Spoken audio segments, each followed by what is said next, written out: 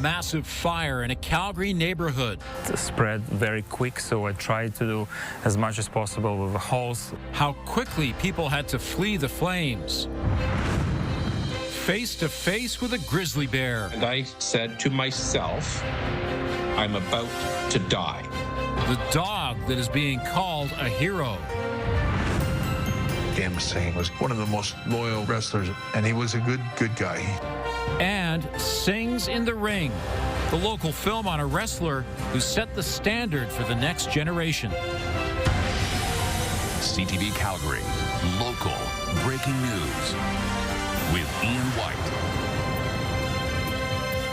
Good afternoon. 21 people and 2 dogs are out of their homes tonight after a massive fire ripped through 3 houses in the southeast community of New Brighton. Terry Fikowski is live at the scene. And Terry, is there any indication what sparked this blaze last night? Ian, fire investigators have been on scene all day trying to answer that question, sifting through the devastation and debris left behind. All we know at this point is that it started in the garage of the home behind me, the middle home here, brown one, where you can see a lot of destruction to the roof, to the home as well, before it quickly spread to 2 other homes. And that's really apparent when you see just the devastation that was left behind from this fire that ravaged 3 homes on this block. Fire crews were called to the 1100 block of New Brighton Park around 8:40 last night to find massive flames just engulfing the homes. They quickly called in a second alarm for more resources. 2 water towers were set up to battle the blaze from above, while firefighters searched the homes and attacked from the inside of the source home as best they could. 3 homes are completely gutted. 2 additional homes suffered some moderate damage to the sidings, and there is some heat damage as well that's visible on the townhomes that's actually across the back alleys of these homes as well. Now, everyone was able to get themselves out safely. That includes a man whose home was completely destroyed in this fire. He said his wife called 911 after they noticed their neighbor's garage was on fire, and then they only had minutes to get his wife and children out to safety.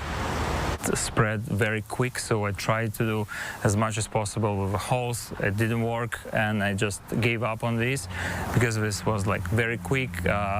It went to fence, it went to my neighbor's house, and then spread to our house and our garage. So it's like absolutely, like terrible situations.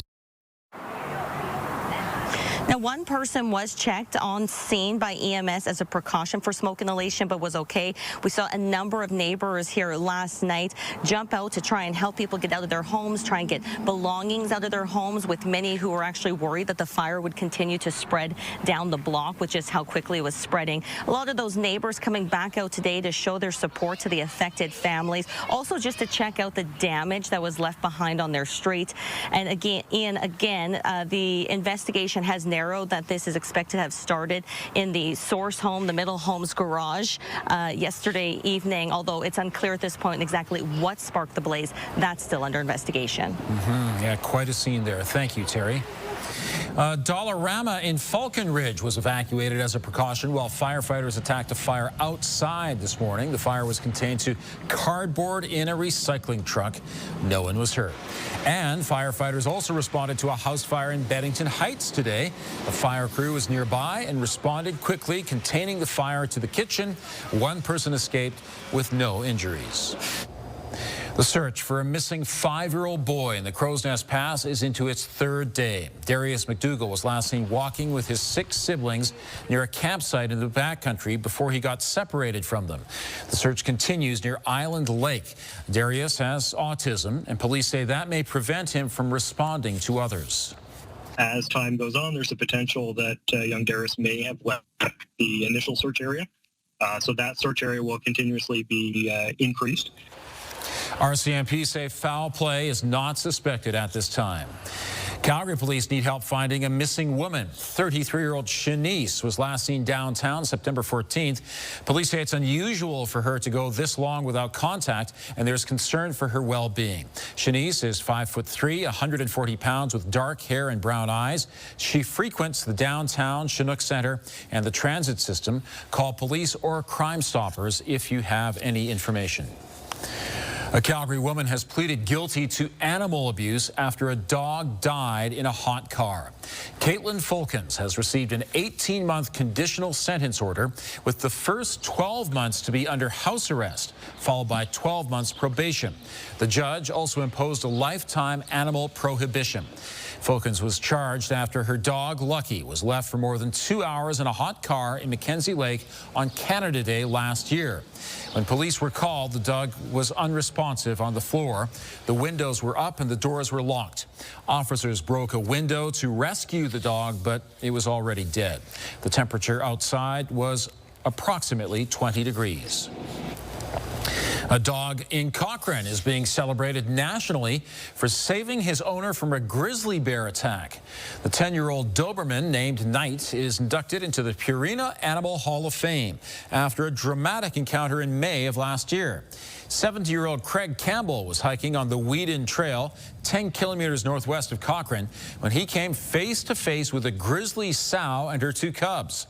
The bear charged, and Campbell struggled to reach his bear spray, but Knight, who was off-leash, leapt in front of him, facing down the animal that stood more than 2 meters tall, standing on its back legs.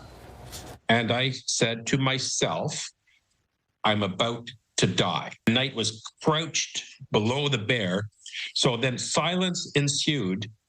It was a tableau. It was just a scary tableau. The bear, Knight in front, and then me pointing my bear spray up at the bear.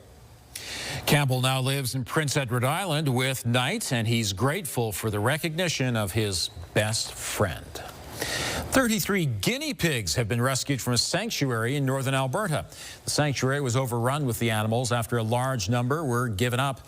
The Alberta Animal Rescue Crew Society took them in and is now looking for new homes. This is the largest intake ARCS has ever had. The deadline passed at noon today for candidates to withdraw from next month's municipal elections. 2 Calgary Catholic school trustees are acclaimed, but there will be races for mayor, all council seats, all public school board seats, and the remaining separate school positions. Meanwhile, the Calgary Party has released its full platform. Thank you all.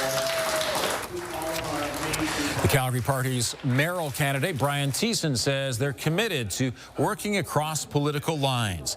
He says members include provincial UCP and NDP and federal Conservative and Liberal supporters. The party's platform includes speeding up housing approvals, cutting red tape, and establishing a recreation capital fund to modernize Calgary's facilities. Okay, Danielle joins us now. It was a hot day. Woo! And it's something we should appreciate if we can, because it's about to cool off. Yeah, so we're going to be on a bit of a roller coaster ride here with regards to temperatures. So tomorrow will be about 10 degrees cooler than today. Then we'll bump back up for another day and then back down. So, you know, just be prepared. Tomorrow you need a couple layers. Today, you didn't, unless it was earlier in the morning. 27 degrees is the temperature right now at the airport. The winds at this point are calm. May get a little breezy here and there. All right, your 24-hour forecast brought to you by 5th Avenue Volkswagen, where you can win your ride. See dealer for details or visit 5thavvw.com. 11 overnight. Tomorrow we'll notice the clouds increasing, especially later in the morning. And by the afternoon, the winds will start to pick up out of the north at 40 kilometers per hour. So out of the north, that's a cooler wind, and a daytime high of just 17. Your full forecast coming up, Ian. Thanks, Danielle. A local family is going to Italy to get treatment for their daughter. Just ahead, why they say she can't get the care she needs here in Canada. Also, Champions for Children, honoring those who have made a major difference.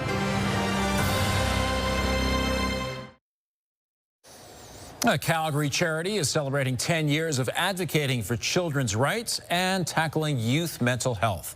The charity is honoring 10 Champions for Children.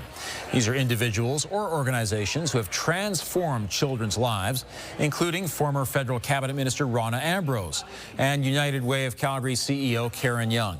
It's also a celebration of CFC's efforts to tackle the top 10 threats to childhood, child poverty, mental health, online harm, farms and climate change are among the most pressing issues. It's really important that we rally around our kids to help ensure that they are seen, heard, and valued, and that they can be leaders not just of the future, but leaders today. The event also featured inspirational youth making a difference in their communities. Looks like a lovely event. I am looking forward to tonight. We've got lots of sunshine, blue sky. Great day to get outside. Walk the dogs, take your time, enjoy all the moments out there.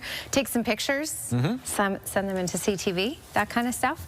Ooh, interesting cloud there. A little bit of upper level turbulence going on out there.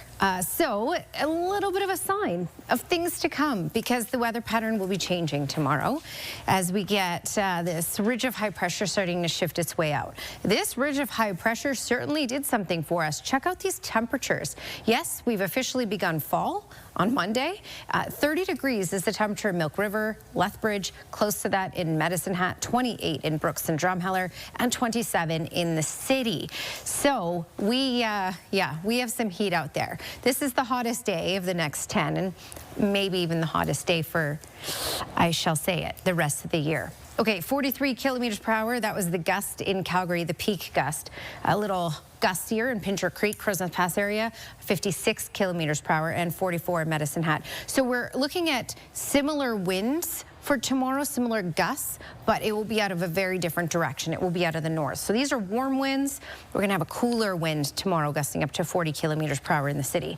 Right now it's quiet. Right now it's hot. That's why enjoy right now and get outside if you can, because then this is going to shift down towards us.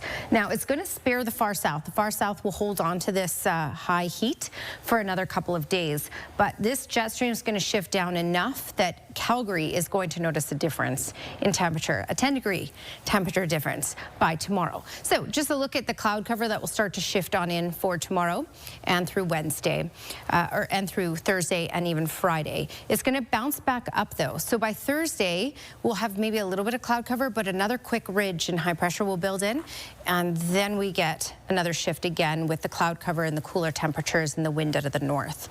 That's why when you look at this longer range forecast, there's certainly a bit of a roller coaster ride here. So 17 degrees is our high for tomorrow, and in the afternoon the winds will be gusting around 40 kilometers per hour, and again that's that wind out of the north, so it's a chillier wind. We'll see more cloud cover out there tomorrow compared to today as well. 24 degrees, so we bounce back up for Thursday, mainly sunny skies with some cloudy periods at times, and then Friday looks like will be mainly cloudy, small chance of an isolated shower, and then we get back down to daytime highs in the teens. Keep in mind a normal daytime high for this time of year is 16 degrees, so we will be above normal for the rest of this week and for the next 5 days at least, but we will be closer to normal by tomorrow.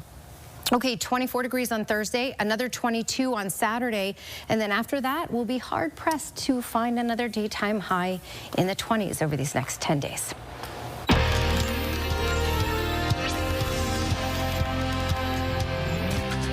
An Airdrie toddler diagnosed with a very rare disease is seeking treatment in Italy. Mila Liskovsky is nearly 2. She has a vascular disorder known as capillary malformation arteriovenous malformation. She has a malformation on the left side of her face, and she suffers from daily bleeding in her gums and her nose. Her vision and hearing are also affected. Her family says no treatment options in Canada are available. They've been referred to a vascular surgery specialist in Italy. Our biggest goal is that, this, even though her condition is really rare, that this treatment is going to work, and that she's going to be able to be home and be healed and be able to say, like, Mommy, I want to go, and I want to go play sports, or I want to go skiing. A GoFundMe has been launched to help cover medical and travel expenses. The Calgary International Film Festival has a different highlight every night. You grow up with all these guys, you watch them. They're all gone. They didn't make it. He is one of the last of the legends of Stampede Wrestling. He's one of those guys. Still ahead, Sings in the Ring, the documentary on a Stampede wrestling star from the 1980s who decided to walk away from it all. The great Gama Singh.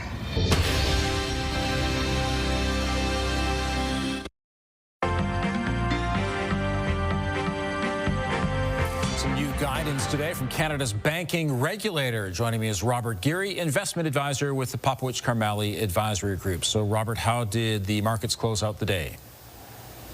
Well, it was a good start of the day, Ian, and we had all-time highs above that 30,000 point, the TSX, the first time ever, but the wind came out of the sails here as we got speaking engagement from Jerome Powell talking about what he expects of the economy and interest rates going forward, and he says that he is going to be, I would say, a pause and wait and see, and I think that it kind of spooked the market saying, hey, they were expecting more rate cuts coming here, but he said, hey, inflation could stay sticky and unemployment is, has some downside risks. So that is the first signs of what they call stagflation, and not great, especially for the tech-heavy side, the interest-sensitive side of the NASDAQ. And there's a suggestion banks can take smarter risks, and apparently if they do that, they will unlock about $1 trillion in potential lending.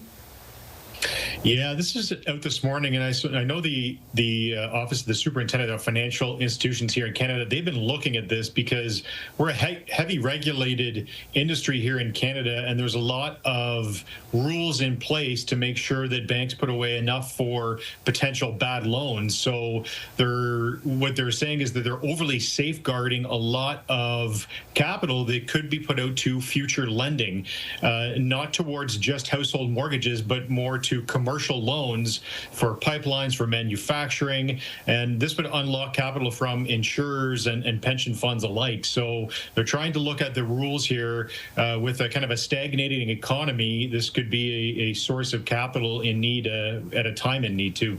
Sounds like it could be a game changer. Robert, thanks very much. Yeah, appreciate it. In a small lab at the University of Calgary, researchers are looking decades into the future. They're building devices that merge technology with the human body and the human psyche. The lab's projects range from smart bandages, UV sensing cloth, and wearable glucose monitoring patches to programming robots to be less scary and more lovable.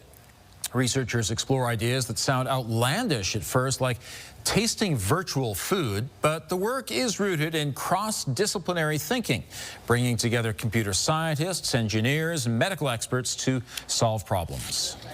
I'm not a biologist, but I read a lot of biology, and through our work, I get to know how our human body functions. I'm not a surgeon or a doctor, but I get to work closely with surgeons to identify the problems that they have, and then we put the technology and the human-computer interaction perspective to see how we can solve this. Researchers say some of their prototypes could be ready within a decade, but getting them to market will depend on regulatory approvals. There's a new University of Calgary study about family doctors. Here's Tara Nelson with a look ahead to CTV News at 6. Hi, Ian. Researchers say as doctors deal with sicker, more complicated patients, the province needs to increase supports.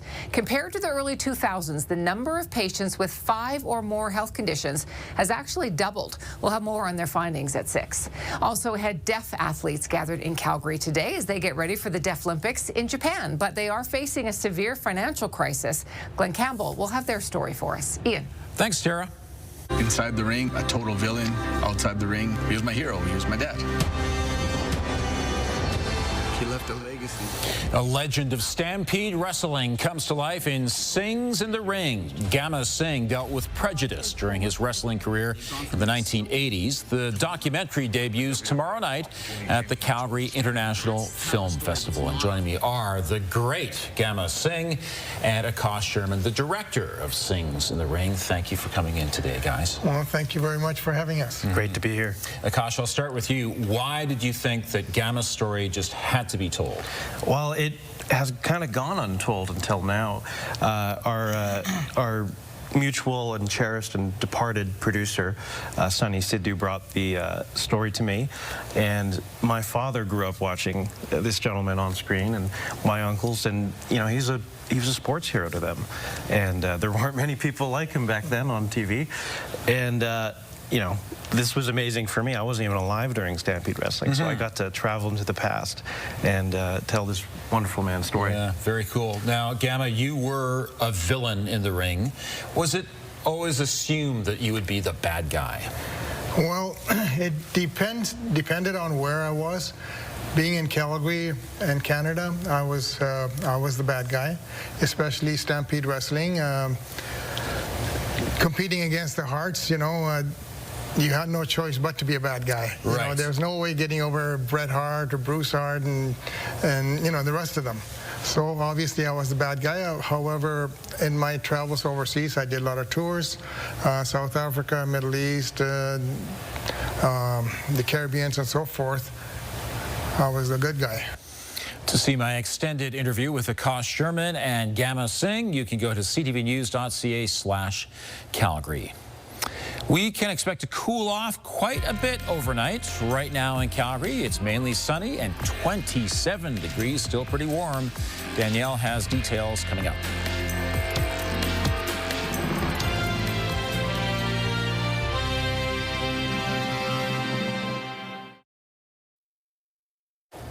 So 27 degrees in late September. That's pretty darn good. But is it record-breaking? Close enough. Close enough.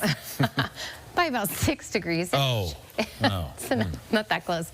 But it feels close. Okay, 27 degrees, the current temperature. Today's daytime high. Normal is 16. So we're more than 10 degrees above normal. And the record for this day still holds from 2009, 33.2.